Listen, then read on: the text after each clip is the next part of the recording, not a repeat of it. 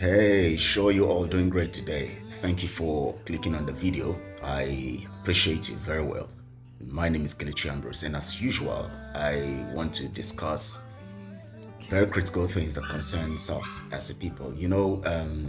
Recently it's been interesting because I have, since being in Biafra land and observing things and understanding some things better because of the proximity, being close to, being around gives you an edge. You can understand things better. I want to appreciate you. Today is the first day of a new week, 17th, precisely 17th of March 2025. And wherever you are right now, I want you to just like this video first because it will help us reach out to more people when you like, and also share on all your platforms, your social media platforms, so that other people can also access it, and then also subscribe to this channel to help us reach out to more people with your subscription and all of that. So just all you need to do is just click the subscribe button, and then it is done, and then it goes on. I have been discussing or talking to you about the terrible circumstance regarding the indoctrination of our girls recently. Indoctrination in the sense that it is not, even if it is not a formal indoctrination project, or a a kind of an organizational thing. Even if, yes, it's still organizational in the sense that it is connected, intertwined to a particular spiritual program designed by, the evil controllers of the universe today to brainwash our young people and all of that. But I've been looking uniquely at Biafra girls, particularly the Igbos, because since I'm an Igbo man, I want to look at my people, to understand what's going on. And my concern has been how much our girls have become terrible. I played a particular video in the part one of this to you, where we have some of our girls, basically most of them from Imo State. And the worrying thing about it is that it is our young men, are still Igbo brothers, Igbo boys, Igbo men that are designing the programs of taking these people, taking our young girls outside to exploit them. They take them to all these, West African countries and other places around the world. Most of them are in the West African countries because most of them cannot be taken to Europe or other places. But so they take them around those places to put them on the streets to carry out, devious programs of prostitution and other criminal activities, including, engaging in using them as the female voice or the female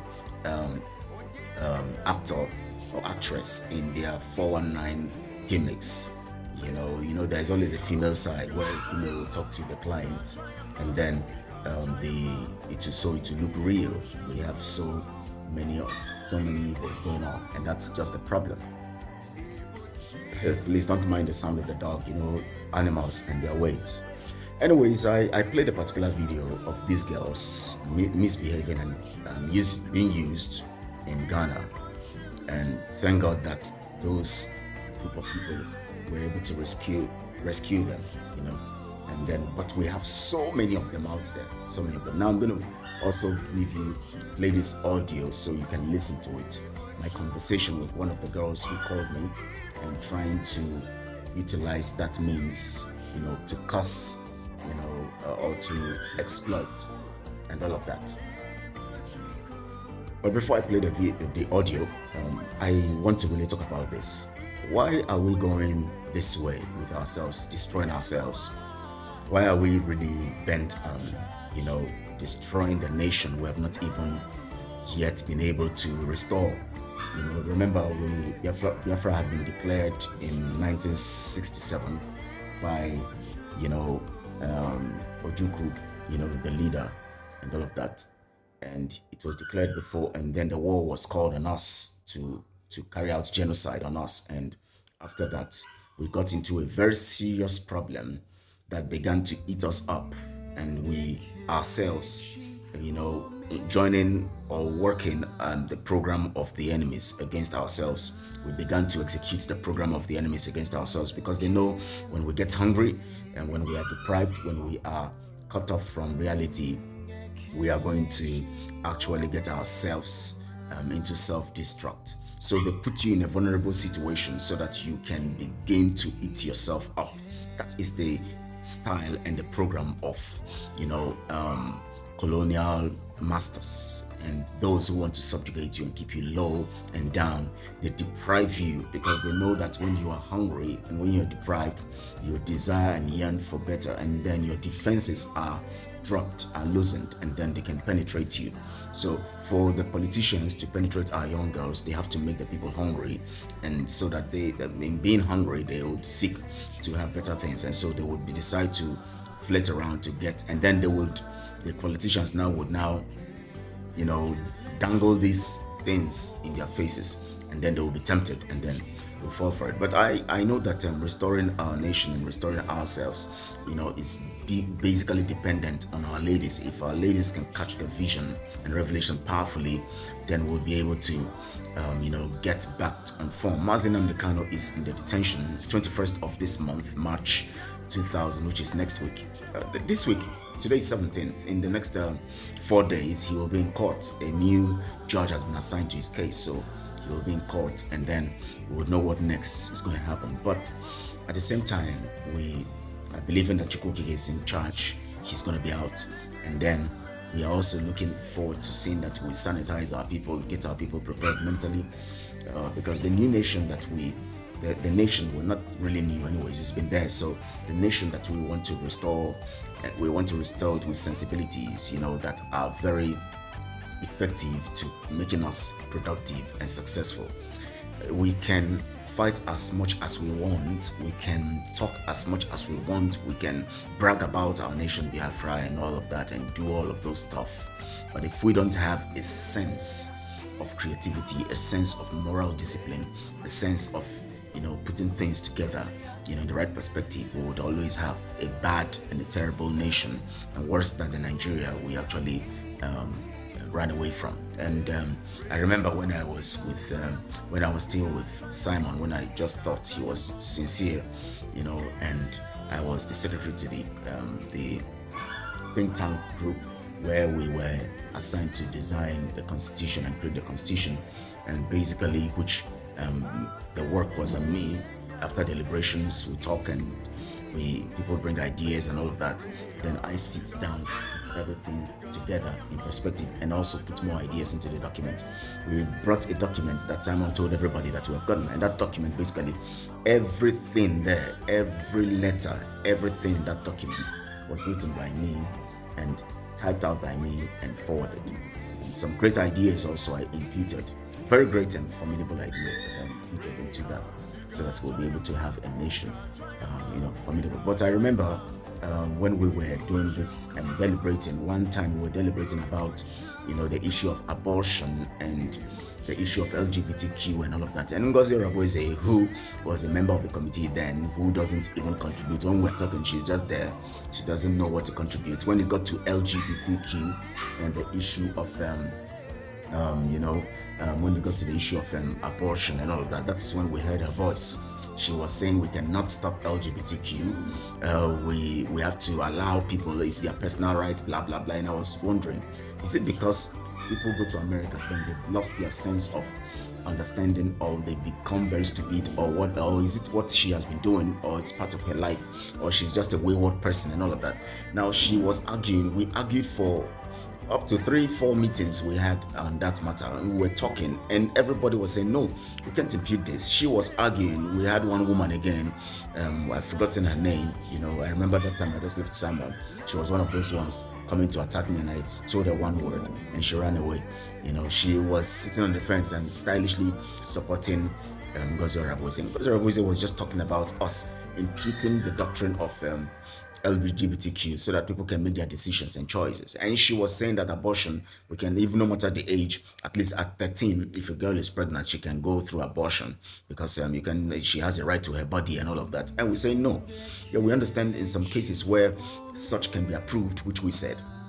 and where medically, and when it is dangerous to the mother or to the girl child, maybe it can cost their lives. There's a serious medical report that says that if this continues, if the pregnancy is sustained, it would kill the mother, or it will kill the child, and all of that, or something, maybe a medical condition that causes that kind of situation. Then you can consider such.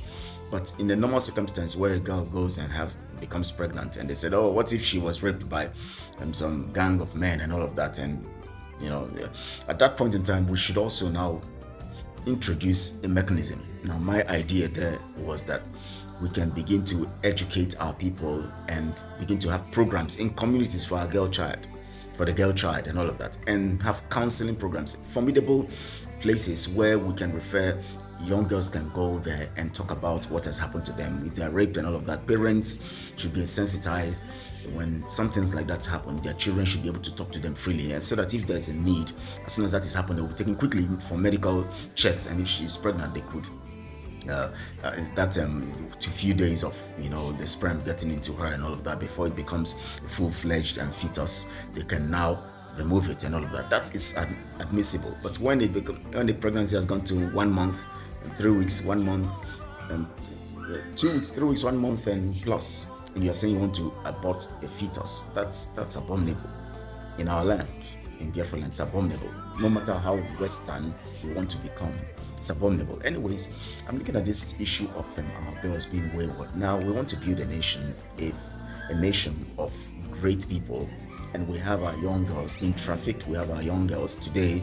It is, when you look around, you begin to wonder, if you're single, you begin to wonder, who are you going to marry? Because everybody seems to be wayward. Everybody seems to be, every girl seems to be very loose. It's so rampant, young ones, 13, 14, 15, as small as they are, they begin from that age, even at the age of 10 to 11, 12, even less. It's terrible. It's a very, very terrible circumstance. How do we solve these problems? We need to solve these problems. Basically, I believe that we can solve these problems by sensitization and every one of us. But the truth about it is that we have so many wicked people out there who would always frustrate the concept of trying to help things be well. But the truth about it is that we that are thinking right also cannot give up, because if we give up, then we are going to expand the borders of those people who are evil, and they will continue to dominate and take over. Now you can see what has happened in the US today. Donald Trump has taken over power. He's standing strong on some matters, and with that, in spite of the fact that we're having resistance and all of that coming against him, more people are beginning to realize, yes, people are coming out now. People who understand the right thing are now having their voice, and they now have their voice back, and they're talking.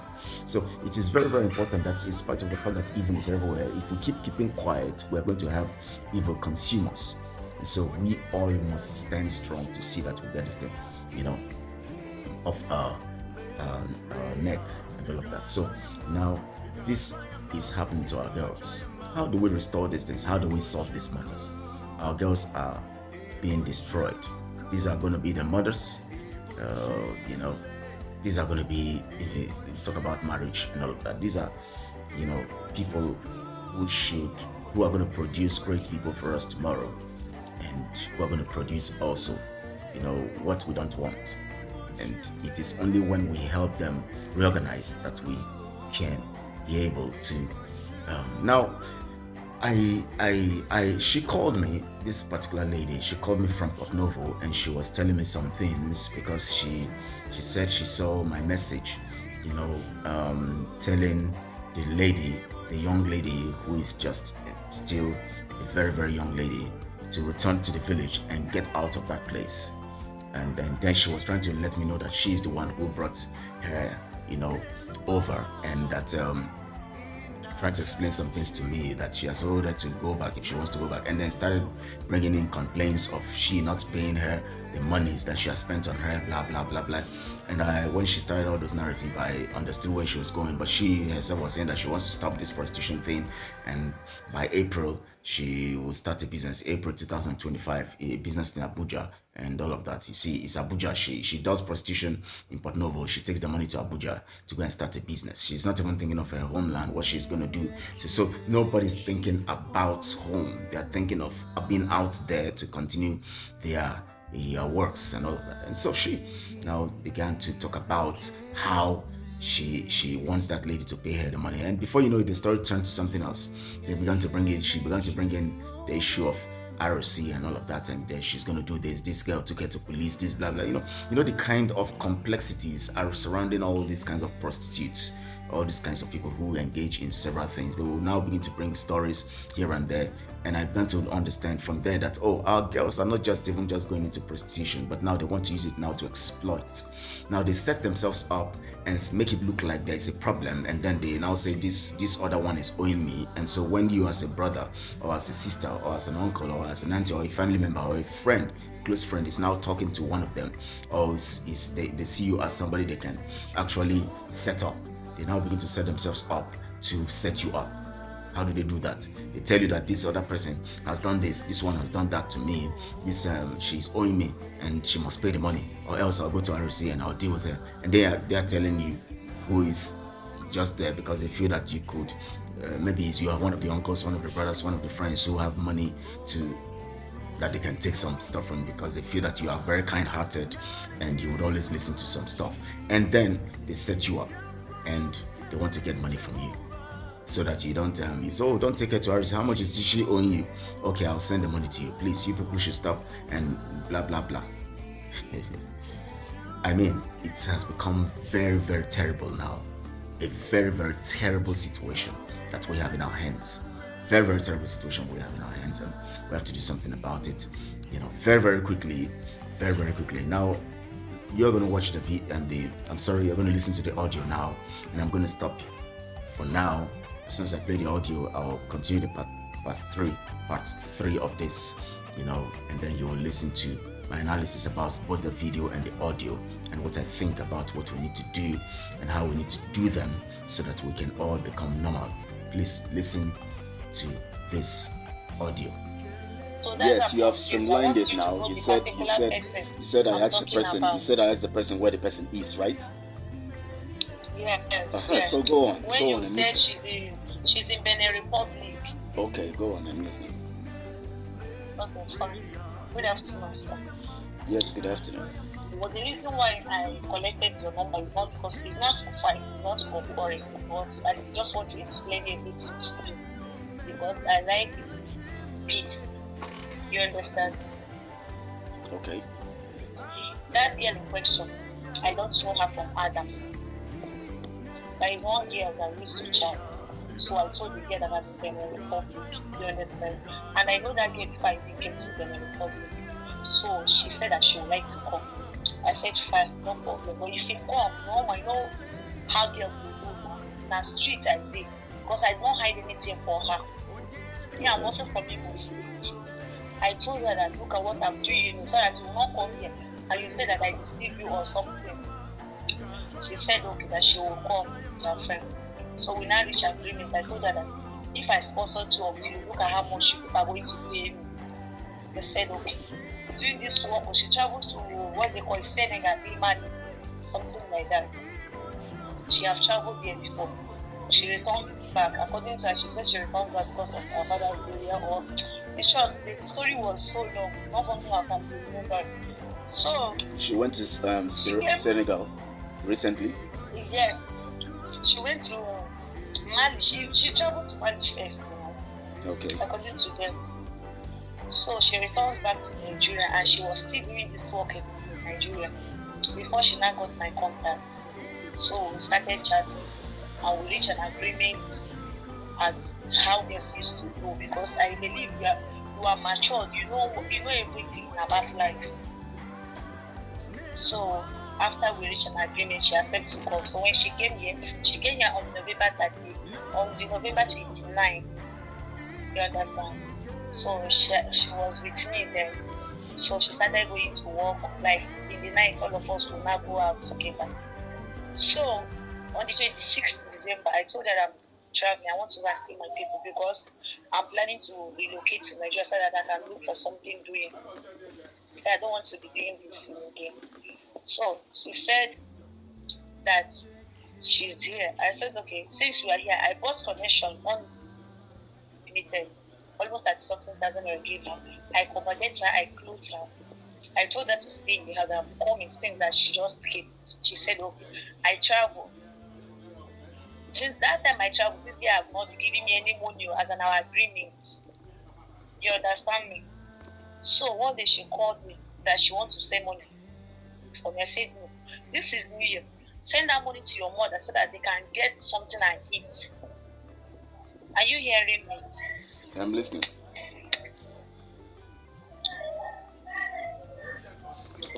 I'm listening to you. I can hear you. I'm listening to you.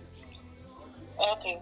I told her to send the money to her mother so that they can buy something and eat. She said, okay. She sent the money. No ask her. If I asked her, how far? She said, this and that and this one. She will see her do like all this kind of story stuff. I keep quiet. I not react. And she knows that I'm paying 40,000 in my house that she's staying. If you want, I will show you my house rent receipt. You confirm it. I said I kept in the house. Even ordinary half of the money for house rent did not work out. I kept quiet. When I returned back, she didn't know the day I came back. As I came back on Monday last week, I called her. She was not at home. Tuesday, Wednesday, she was not at home. When I called her, she said she's coming. She just decided to run away. I don't know if I would say she ran away or she just went to stay with another man or something else. I called her that. I told her to come. She came to the house. I said, if you know that you don't want to do this job or you want to go back, you tell me. I will send you back. I don't force you to do this. After all, you are the one that accepts to do it. But the one giving me stress is the one I don't understand. So she said no, that somebody told her that she should not balance me, she should do this, she should do that. I said, okay, what is now your plan? She said she don't want to go.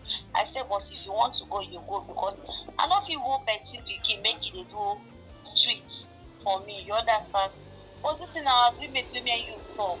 But since we be same situation they like this, you go back home so that your peace will be. But you know, if you follow me stay here, if you say, may I reach agreement, but open all the money we I don't spend for your head. You don't give me anything. So she can't stay. We have been in the house so since that last week. Literally yesterday I went out. There is one particular girl I always want her not to call for, because this girl, anything that happens in the house, she will not carry it and report to that girl in Nigeria. I told her to stop it because I don't like it. This is something that happens between us, but everybody outside will be hearing that I don't like such life. Since that is the way I talked, I didn't get never returned back council. So I can't check her phone. Now I can't see where the tenant say where she is. She says she's in Lagos. That's what I'm explaining to you. She's here. I'm not saying I'm her sister, but when I see waiting they saw between me and she. Everything that happened now, she's looking for my trouble. If she don't want to do, let her go. Because if anything happens to this girl, they will be looking at me as if I'm the one that is responsible, while I don't know anything about it. If she wants to go, she's go. She go back. I will sponsor her. She go back. But all this nonsense, flying from one man to another, staying in their house without reaching my agreement is what I don't understand. Like the thing is really offing me.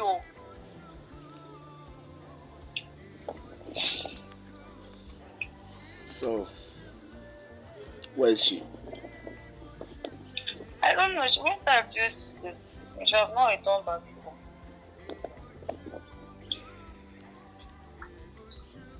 Why did you guys decide on this job? Huh? Why did you guys decide on this job? I did not decide. It's something that came up. And that's why I was even begging her that if she know that she don't want to, she should tell me that I will leave her to. Because I know that myself, I'm not even comfortable for the work, rather to be forcing somebody's daughter to do. But she'll be doing it already. I mean, maybe she started it from my hand. It could have been a different case. She'll be doing this work. How long has she been doing it? She'll be doing this work since she have traveled many places. Even in nowhere, she have served somebody there. She don't feel deny her. Ajay. She has done it in Owerri, and done it in Mali, and done it in Senegal. Before she came here, that is, she was living in the ghetto house where they sleep with her for 1,000. At Owerri. Yes. She don't go Mali before now, this Senegal. She don't go that place. She was denied. So that means she's already experienced before she came to your place. Yes, you're not the one who... That's why I even call you, because so that it will not look as if I'm the one that introduced her into this dating job. I'm not the one introduced her. She has been doing it. This is just my agreement with her. Even when Nigeria in diaspora, the day they got us, she said that I told her that is what she's coming to do. So I didn't lie to her.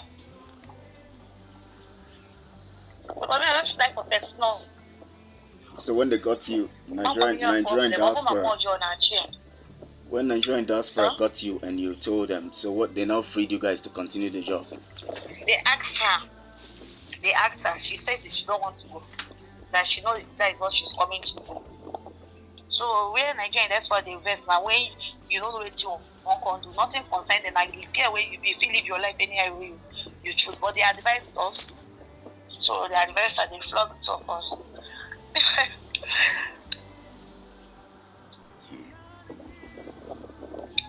So that is it. They asked her, what are you coming to do? She said by what she's coming to do. She know say even Nigeria itself, no place where you say they don't get street girls. But the one where you say it's bad, and the one where they don't tell you say see what you won't come to. You say we're in that situation like that. This is the way we say we do for life for no one. I don't even better steps say they tell us if you don't shoot the front. She called the DNA. So she has left since yesterday, and you don't know where she is. Since yesterday, she has not returned. Even I saw your message when you asked her which side in the Republic she is. That's what I'm telling you. If she come back, I will call you. If you are around, come carry her more. If not, to send her back to Nigeria, I send her. That girl no get sense at all. What need to do more about? We are not the person abortion. Then make her send all of her sister back. This girl carry the come meet me. I mean, okay, I never do my shower finish. That's called they do abortion. Now I'm going to go her. That's the madam. I don't feel do that one. Go back. It is the two of them that came to you. The two of them came together. They were friends. They were friends in that already. I think Amma called her the place they were was in.